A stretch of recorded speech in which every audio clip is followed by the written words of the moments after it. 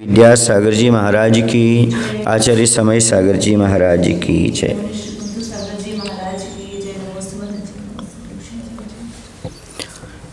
मैना सुंदरी ने अपनी इच्छा रखी है कि हमारे पिताजी को शिक्षा दी जाए, क्योंकि पिताजी कर्म सिद्धांत पर विश्वास नहीं रखते और जैन धर्म पर भी विश्वास नहीं रखते। उन्होंने जिद पूर्वक हमारी शादी की थी, लेकिन हमें अपने कर्म सिद्धांत पर विश्वास था, इसलिए हमें आप जैसे पति प्राप्त हुए।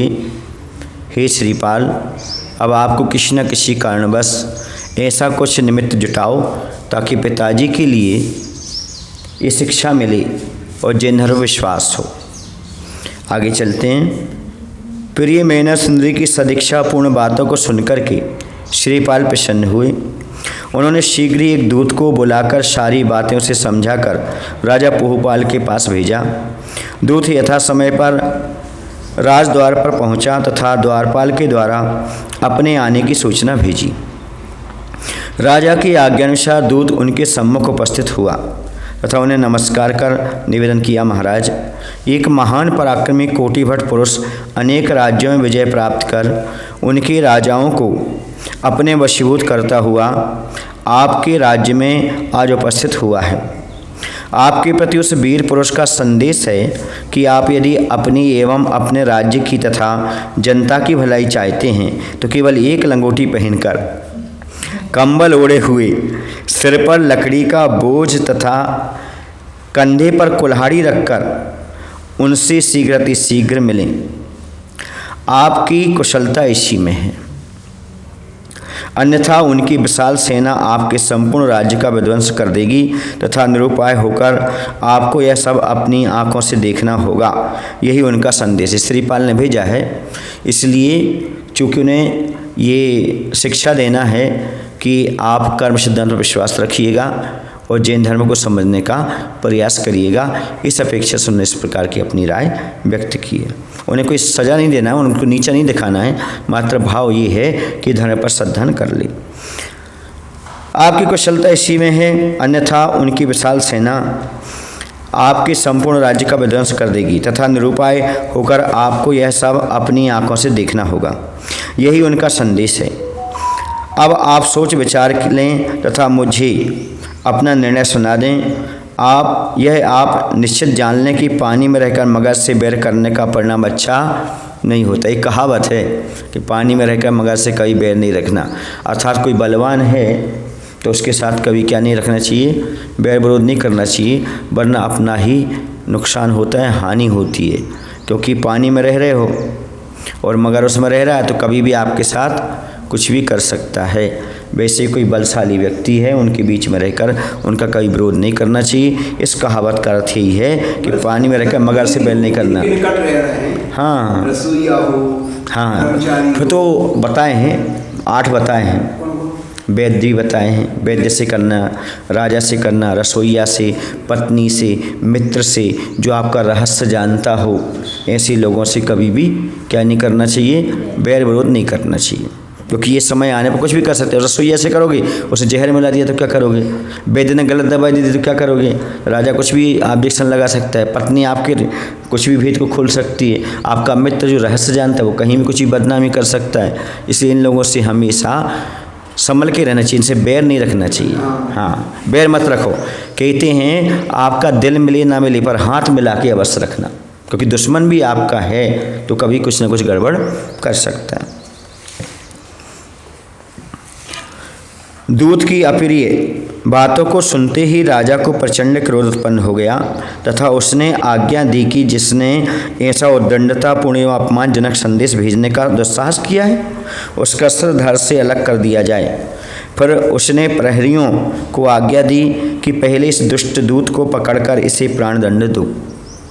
दूत को ही मारने लगे वो, जबकि ऐसा होता नहीं है, दूत के लिए तो बरी कर दिया जाता है।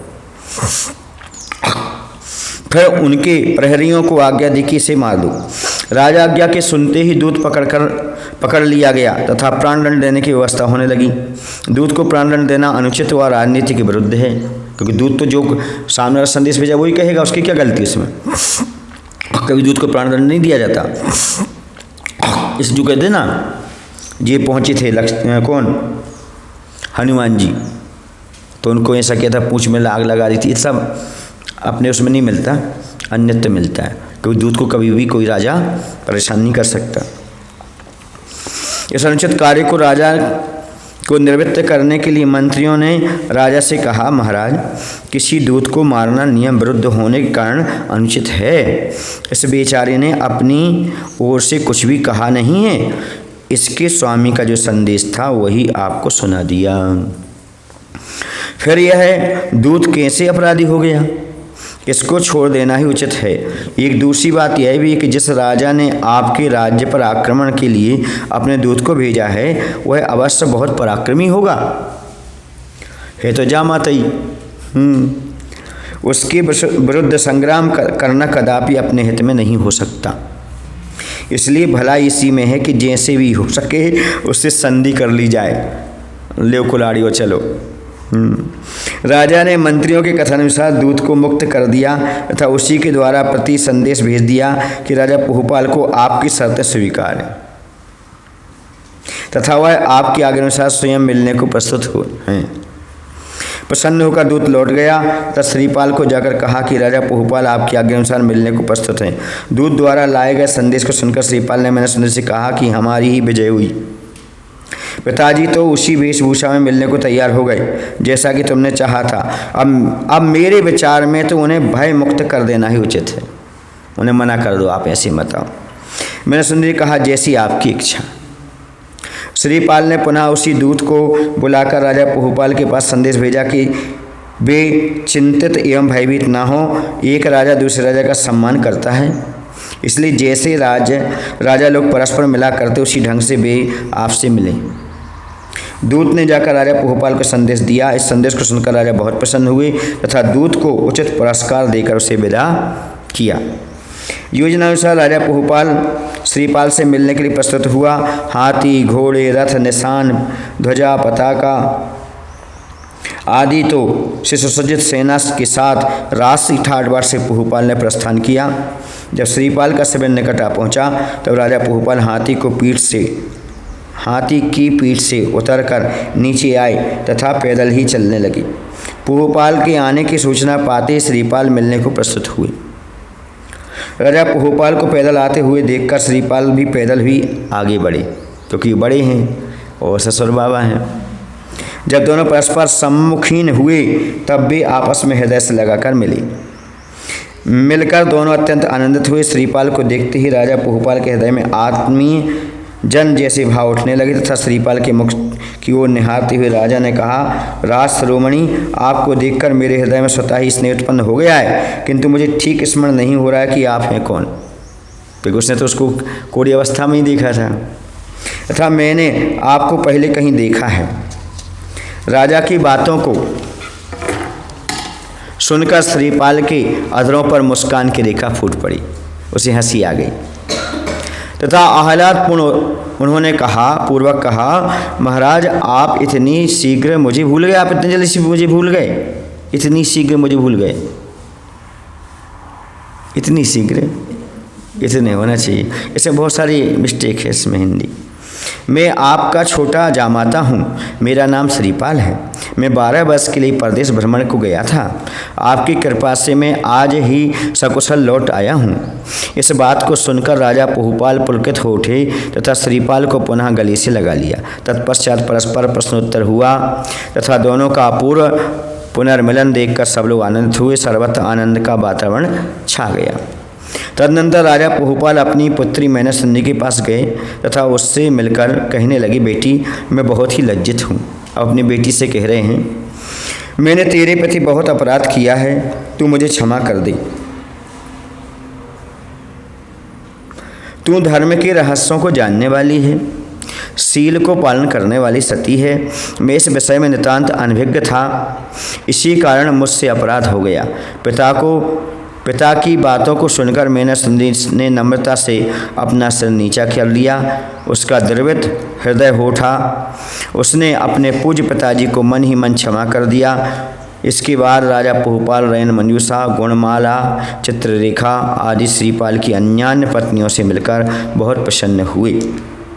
श्रीपाल एवं उनके संपूर्ण दलबल के साथ राजा ने आनंद पूर्वक नगर में प्रवेश किया। इस उपलक्ष्य में उस दिन नगर विशेष रूप से अत्यंत सुंदर रूप में सजाया गया, आनंद उत्सव मनाया गया एवं घर घर गान वाद्य से मुखरित हो उठा। राजा ने श्रीपाल का अभिषेक कराया एवं उन्हें बहुमूल्य वस्त्राभूषण प्रदान किए। तदनंतर दोनों आनंदपूर्वक रहने लगे। देखो, मस्त शिक्षा देना थी और कुछ नहीं करना था। उन्होंने कहा कि आप ऐसे होकर के आइए, कुल्हाड़ी लेकर के, और ऐसे मतलब एक दरिद्र की अवस्था में उन्होंने स्वीकार कर लिया। बस उन्होंने कहा हमें आपको अपमानित थोड़ी करना है, हमें तो माता को शिक्षा देनी थी, और हो गया, और आपस में मिलन भी हो गया। पहले के लोगों की शत्रुता कितनी जल्दी समाप्त हो जाती थी। आज तो युद्ध के बाद नहीं, सबके बाद शत्रुता बनती रहती है। श्रीपाल का चंपापुरी प्रवेश। जब श्रीपाल को उज्जैन में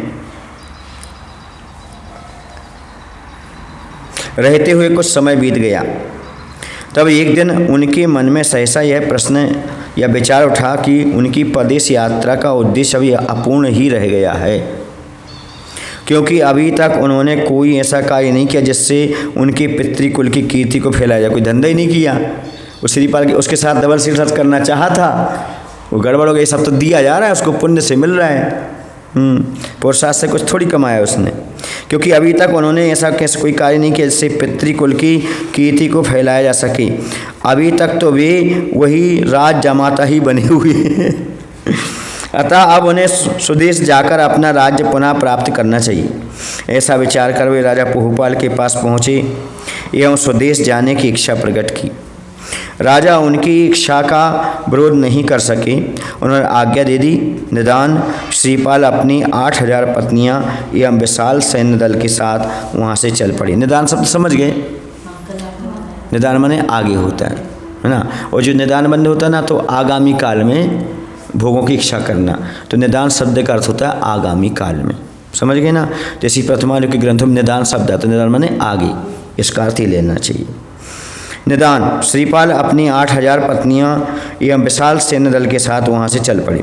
विदाई के समय राजा पहुपाल तथा अन्य राजाओं ने भी उन्हें यथेष्ट उपहार प्रदान किए। जब श्रीपाल का दल चला तब नाना प्रकार के बाजे बजने लगे। 10 दिशाएं मुखरित हो उठी। चारों ओर कोलाहल सा मच गया। धूलि से सारा आकाश मंडल व्याप्त हो गया एवं अंधकार सा छा गया। सेना के पदभार से पृथ्वी हिल उठी एवं भय से त्रस्त शत्रु अपनी रक्षा हेतु छिप गए। वातावरण कुछ ऐसा हो गया कि श्रीपाल का दल जहाँ भी पहुँचता वहीं खलबली सी मच जाती। बहुत सेना हो गई थी उसके पास, बहुत रानियाँ, दल बल। इसी प्रकार अपनी विजय पताका फहराते हुए अनेक देशों को, पर्वत, नदी, जंगल, खाई आदि को पार करते हुए वे सब चंपापुरी के निकट आ पहुँचे।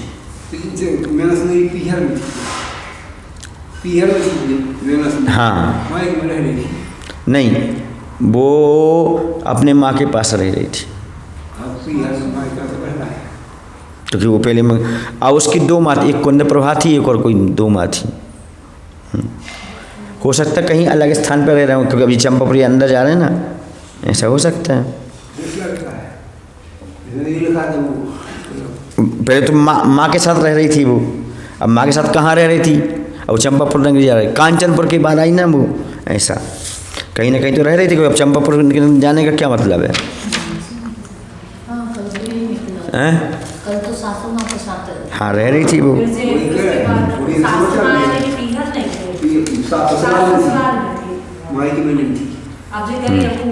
अब तो वहीं जा रहा है, ससुराल ही जा रहा है अब तो ये। नहीं, हाँ, ऐसा हो सकता है उसकी माँ उनके महल में रह रही हो, फिर राजा के पास कैसे जाती? पिता को शिक्षा देने की बात आई ना फिर। इसलिए ऐसा होगा। हाँ, वहाँ बना लिया था, वहाँ निवास बनवा लिया था उन्होंने। हाँ हाँ, वो ऐसा ही था, जहाँ उन्होंने नहीं, बगीचे के बाहर उन्होंने निवास बनाया था। हाँ, ऐसा होगा। हाँ, सीधी सी बात।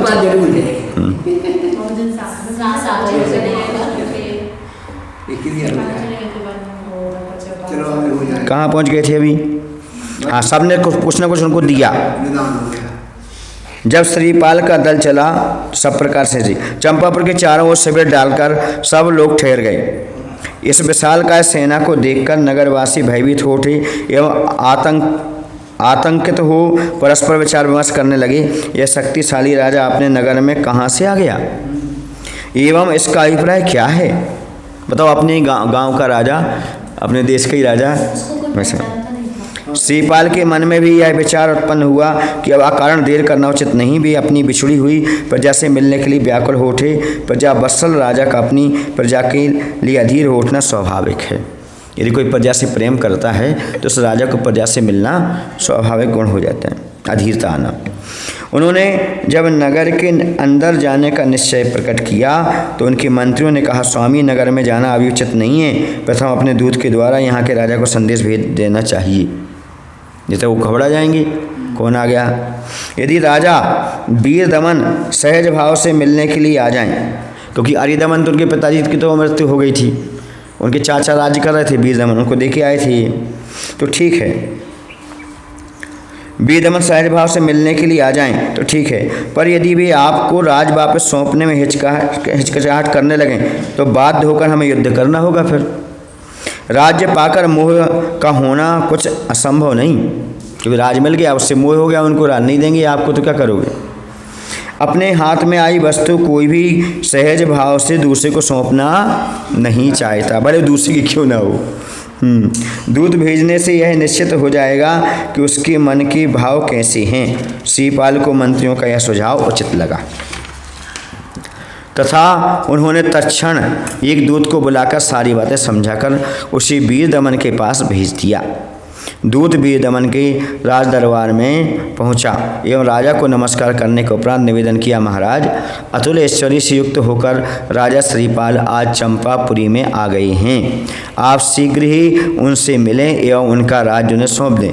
इस समाचार को सुनकर वीर दमन पहले तो बहुत प्रसन्न हुआ एवं श्रीपाल का कुशल मंगल पूछा, परंतु दूसरे ही क्षण जब उसने श्रीपाल को अतुलनीय वैभव का वृत्तांत सुना एवं उसके द्वारा राज्य को वापस मांगने की इच्छा सुनी, तब वीर दमन का मनोभाव बदल गया एवं उसने क्रोध भरे स्वर में कहा, दूत, क्या तू इस बात को जानता है कि राज्य में स्त्री केवल मांगने से नहीं मिलती।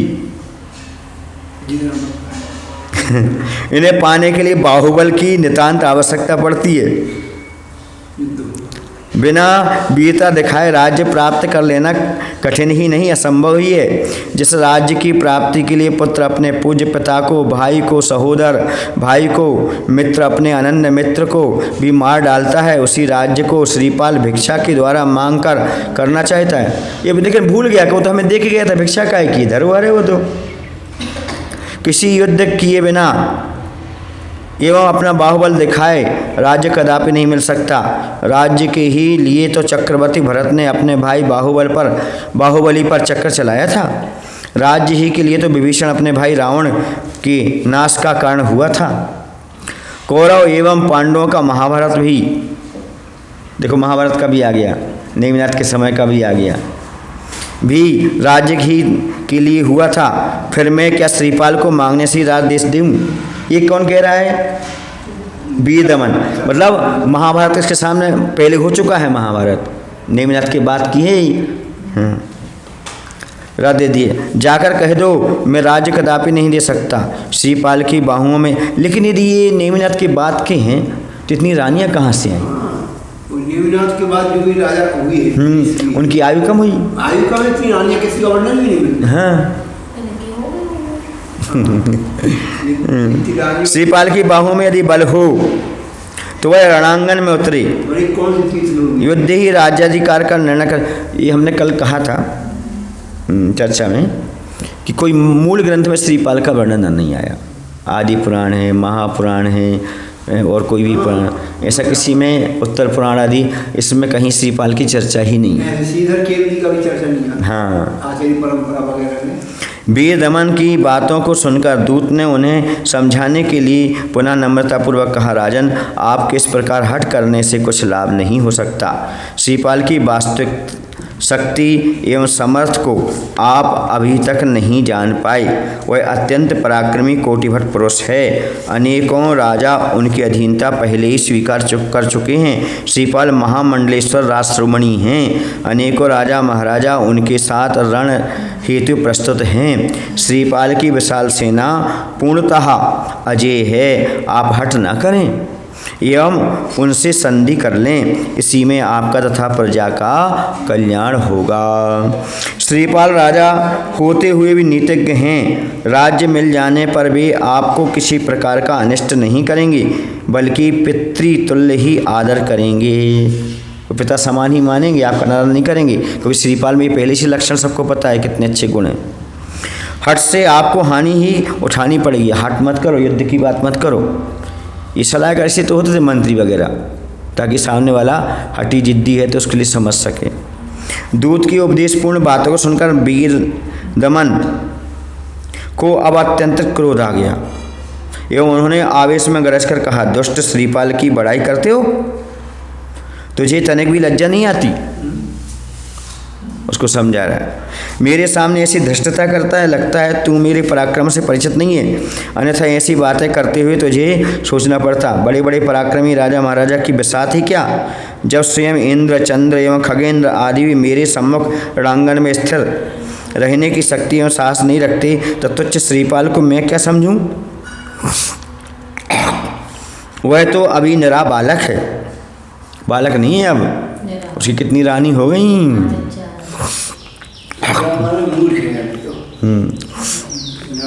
भला श्रीपाल युद्ध को की गूढ़ बातें क्या जाने वो? यदि वह ना समझ युद्ध में के लिए प्रस्तुत हो भी जाएगा तो उसे तत्क्षण पराजय ही स्वीकार करनी होगी। उसका सारा अहंकार चूर-चूर हो जाएगा। इस पर दूत ने पुनः कहा, राजन आप भ्रम में हैं।